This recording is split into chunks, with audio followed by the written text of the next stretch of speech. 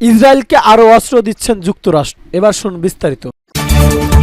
Israel Lockheed Martin দ্বারা নির্মিত ৩৫টি উন্নত F-35 স্মিথ ফাইটার জেটের তৃতীয় স্কোয়াড্রন কেনার জন্য $৩ বিলিয়ন একটি চুক্তি স্বাক্ষর করেছেন যুক্তরাষ্ট্র। ২০২৮ সালে হাতে পাবে ইসরায়েল। মঙ্গলবার ইসরায়েল প্রতিরক্ষা মন্ত্রী ইয়োভ গ্যালেন্ট চুক্তি ঘোষণা করেন। এক বিবৃতিতে এই তথ্য নিশ্চিত করেন। তিনি বলেন, এমন সময় যুক্তরাষ্ট্র ও ইসরায়েল এই চুক্তি স্বাক্ষর করেছেন যখন আমাদের কিছু প্রতিপক্ষ আমাদের সবচেয়ে বড় মিত্রের সঙ্গে আমাদের সম্পর্ক দুর্বল করার লক্ষ্যে অনেক চেষ্টা করেছেন। আমরা কেবল আমাদের সম্পর্কে আরো শক্তিশালী করেছি। ইসরায়েল প্রতিরক্ষা মন্ত্রী বলেন, এই চুক্তির ফলে বিশ্বে আমাদের শত্রুদের কাছে একটি সতর্কবার্তা। তিনি আরো বলেন, এই চুক্তির ফলে ইসরায়েল অস্ত্র বহন F-35 এর সংখ্যা দাঁড়ায় ৭৫টি। ইসরায়েলের প্রতিরক্ষা মন্ত্রণালয়ে এক বিবৃতিতে বলা হয়েছে, IDF কে বিমান সরবরাহ করা শুরু হবে ২০২৮ সালে। প্রতি বছর ৩ থেকে ৫টি বিমান দেবে যুক্তরাষ্ট্র।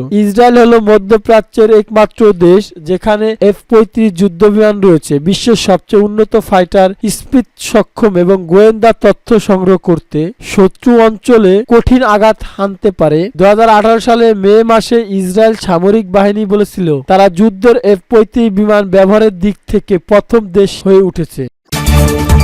ICJ প্যানেল থেকে পদত্যাগ করলেন ইসরায়েলের বিচারপতি। এবার শুনুন বিস্তারিত।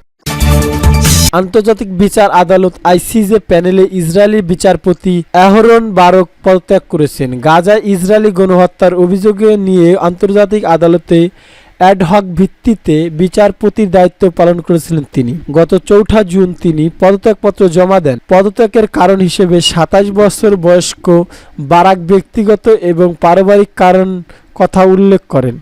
তার শূন্য আসনে ইসরায়েলি কাকে নিয়োগ দেবে তা এখনো জানা যায়নি। তবে সংশ্লিষ্ট দেশ ইচ্ছা করলেই অন্য দেশের কাউকে ওই পদে নিয়োগ করতে পারেন। হেগনস্থ ICJের নিয়ম অনুযায়ী ICJের বিচারক প্যানেলের সংশ্লিষ্ট দেশের কোনো বিচারপতি না থাকলে ওই দেশের তাদের পক্ষ থেকে একজনকে মনোনীত করতে পারে। বারাক ছিলেন ইসরায়েলের সুপ্রিম কোর্টের সাবেক সভাপতি। তিনি তার দায়িত্ব পালনের সময় সহযোগিতা করার জন্য আদালতের স্টাফ অ্যান্ড অন্যান্য বিচারপতির ধন্যবাদ জানান। এদিকে ইসরায়েলি কর্মকর্তারা বলেন, আদালত যতদিন পর্যন্ত বাস্তব ভিত্তি থাকবে ততদিন তার বিচারপতি নিয়োগ করে যাবেন। তারা জানান, এখন পর্যন্ত আদালতের আদেশগুলো ইসরায়েলি বাহিনীর যুদ্ধ লক্ষ্য হাসিলে কোনো ধরনের ক্ষতি করেনি। খবর আল জাজিরা।